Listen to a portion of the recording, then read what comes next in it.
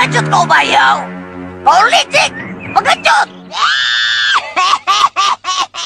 Melanjutkan alur cerita film Misteri Gunung Merapi. Ini adalah sambungan cerita dari episode 48, di mana dalam episode 48 sedang menceritakan bahwa cambuk sakti Cemeti Amal Rosuli Sembara dicuri oleh Ki Sarkali, maling tengik yang sangat licik, yang mana cambuk sakti Cemeti Amal Rosuli tersebut sedang disembunyikan di sebuah gua yang sangat angker. Bila kalian penasaran cerita lengkapnya, silahkan tonton kembali episode sebelumnya dengan durasi full. Biar tidak gagal paham, untuk yang baru menemukan channel kami saya mohon bantuannya dengan cara di subscribe dan pijit gambar jempolnya. Pada saat itu Sembara sedang mengejar Ki Sarkali. Memang pada saat itu Ki Sarkali terpergok oleh Sembara. Ki Sarkali maling tengik pun pura-pura buang air kecil, tapi saat ditanya oleh Sembara pura-pura mengelak. Malah Ki Sarkali mengerahkan semua komplotan mereka untuk mengeroyok Sembara. Sarkali, kembalikan cambuk wasiatku. Siapa kamu? Aku tidak ambil apa-apa dari kamu. Memang, sebab waktu kau mencuri cambuk wasiat, kau merubah dirimu menjadi Tarwa. Kamu ini ngomong apa? Aku ya aku, Sarkali. Tarwa ya Tarwa. Masing-masing. Orang lain bisa kau kecoh, tapi aku tidak bisa kau kelabui. Kau pasti disuruh Mak Lampir. Siapa Mak Lampir? Aku tidak tahu itu. Mendengarnya saja baru sekarang. Memang, mana ada maling mau mengaku. Kau ini cari penyakit anak muda. Menuduh orang sembarangan tanpa bukti yang jelas. Nah, itulah maling tengik. Sudah jelas-jelas Ki Sarkali yang mencuri cambuk wasiat milik Sembara. Namun masih saja mengelak. Malah mengerahkan semua komplotannya untuk mengeroyok Sembara. Namun Sembara bukan pendekar kaleng-kaleng. Sehingga tidak takut untuk menghadapi hal tersebut. Bagi Sembara sudah biasa dikeroyok banyak orang. Hingga pada akhirnya terjadi pertarungan satu lawan banyak orang.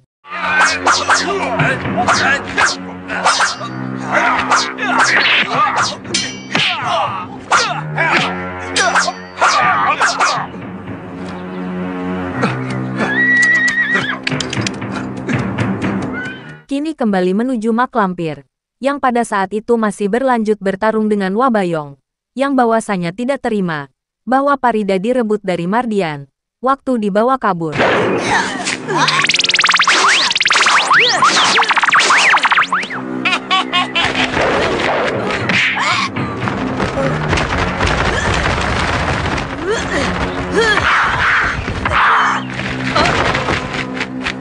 Pengecut kau, Bayo!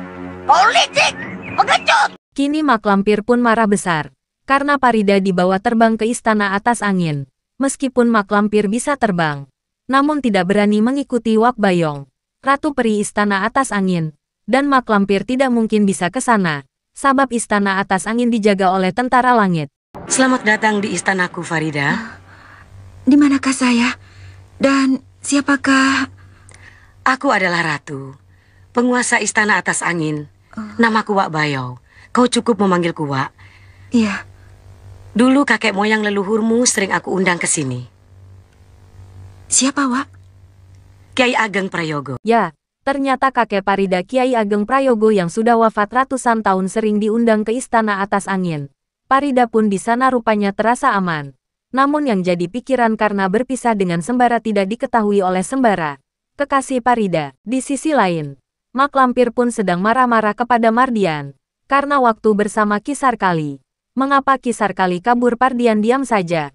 Menurut Mak Lampir Ki Sarkali tidak boleh kabur, karena Ki Sarkali sudah mendapat bayaran besar dari Mak Lampir. Kenapa kau biarkan Sarkali kabur? Saya tidak tahu perginya, Mak. Rupanya dia sengaja kabur untuk dapat memiliki cambuk wasiat itu. Kita cari Sarkali maling tengik itu. Lebih baik cari Farida, Mak. Dua-duanya. Aku akan mengumpulkan anak buahku. Aku akan serang si Bayau di Istana Atas Angin. Kini Mak Lampir pun merasa belum puas, sebelum Parida dan cambuk sakti dimilikinya. Sedangkan Sembara masih tetap mencari pusaka sakti yang dicuri Sarkali. Namun di sebuah hutan terkena jebakan menjangan, milik seorang kakek warga kampung sebelah yang sedang menjebak menjangan. Weleh. Saya kira menjangan. Rupanya orang toh. Kenapa sampai kena jebakan, nak? Saya tidak melihatnya, Kek. Anak ini sepertinya bukan orang sini, anak. Betul, Kek. Saya orang jauh, dari kampung seberang. Nama saya Sembara. Sembara? Apakah kau murid Kiai Jabat? Kakek kenal dengan guru saya? Tentu saja. Kiai Jabat adik seperguruanku. Kakek Jabat punya saudara seperguruan cuma satu. Ya, ternyata pemilik jebakan tersebut saudara seperguruan Kiai Jabat, yang bernama Kidamiri, pendekar yang dijuluki si Cakar Raja Wali. Lalu kemudian, Sembara pun sekalian diajak mampir ke rumah Kidamiri. Lalu bagaimana kisah Sembara dan Kidamiri? Mari kita simak. Jauh sekali perjalananmu, nak. Sampai ke sini hanya untuk mengejar seorang pencuri. Apa nama cambuk wasiat milikmu itu? Cemeti Amal Rasuli. Berarti kau pendekar sejati. Sebab Ki Ageng Jembar Jubantoro tidak akan menyerahkan Cemeti Amal Rasuli begitu saja kepadamu. Kalau di dalam dirimu tidak ada sesuatu yang istimewa. Ternyata Kidamiri tahu semuanya dan kenal betul kepada Kiai Ageng Jembar Jumantoro dan Kiai Jabat. Dan sangat kebetulan, Sembara bertambah ilmu dari Kidamiri. Kau tahu namanya orang yang mencuri cambuk wasiat milikmu itu? Tahu, Kiai.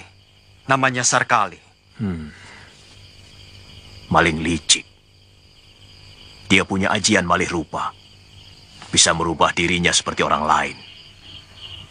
Orang sakti seperti apapun, bisa jadi bingung menghadapi Sarkali.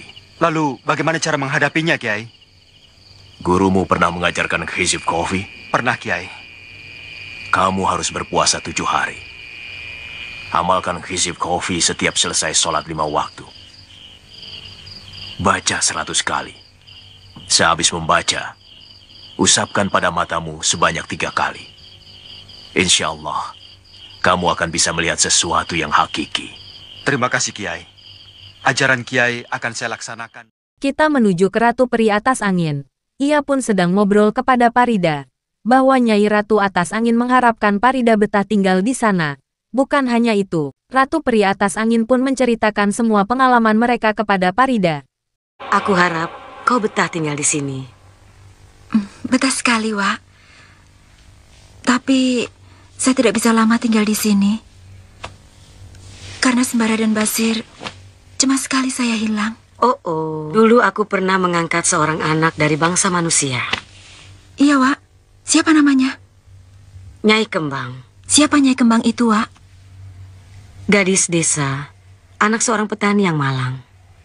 Nama yang sebenarnya bukan Nyai Kembang, tapi Darasuta.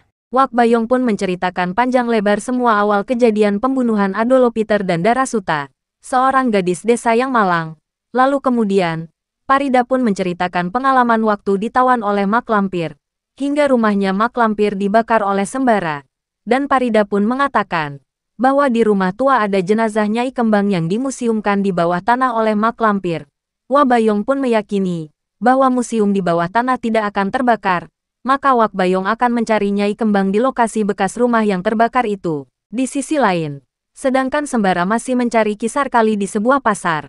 Karena menurut Piling Sarkali maling tengik yang bisa berubah wujud sedang berada di sebuah pasar.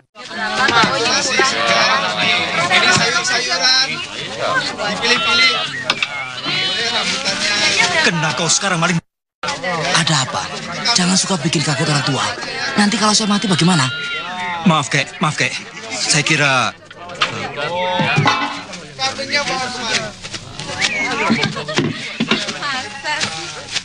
Sarkali. Bukankah dia bisa beralih rupa? Mungkin dia benar-benar Sarkali.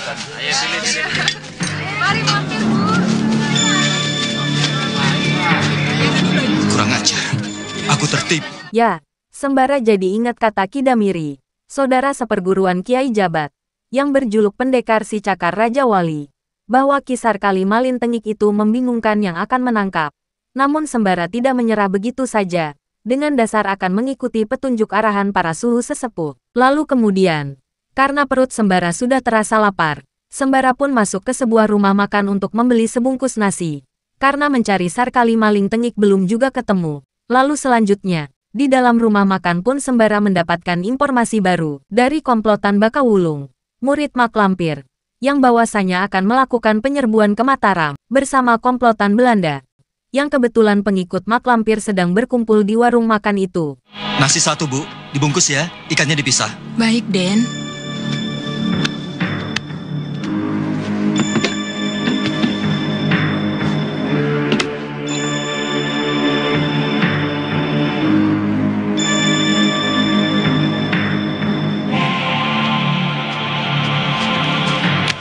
Dawil,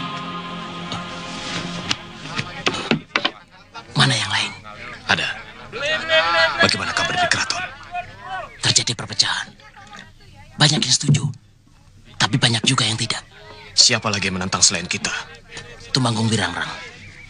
Dia tegas-tegas menolak jika Mataram menyerbu Batavia. Memang, Sultan Agung itu sudah... Belanda kok dilawan. Mereka itu pintar. Dan senjatanya lebih lengkap. Putri Wandansari dari Kadipaten Surabaya datang hari ini. Ini baru kabar baik namanya. Kita jangan terlambat. Ayo.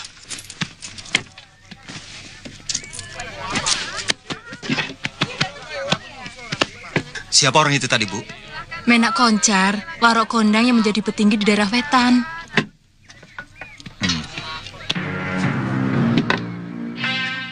Kini kembali ke Mak Lampir, yang pada saat itu berada di istana mereka. Ia pun sedang menggerutu dengan hati yang dongkol. Karena rencana mereka semuanya telah gagal. Sabab Farida dibawa kabur oleh Wak Bayong. Dan cambuk wasiat dibawa Sarkali. Tapi Mak Lampir tidak tinggal diam. Namun sedang mengatur siasat. Aku tidak akan tinggal diam. Sembara, tunggulah pembalasanku. Jangan diam saja seperti patung. Berpikirlah, bagaimana caranya supaya Farida kembali ke tangan kita. Beri aku kesaktian yang bisa mengalahkan Sembara, Mak. Aku akan cari Farida, walau di ujung langit sekalipun. Boleh juga. Sebab untuk menyerang si Bayau dan tentaranya, aku tidak bisa berupaya sendiri. Kau harus membantu. Kau pun harus menjadi orang yang sakti mandraguna. Nanti malam aku wariskan ilmu Brajageni. Ilmu perusak dan penghancur yang dahsyat. Hingga kau bisa mengalahkan Sembara.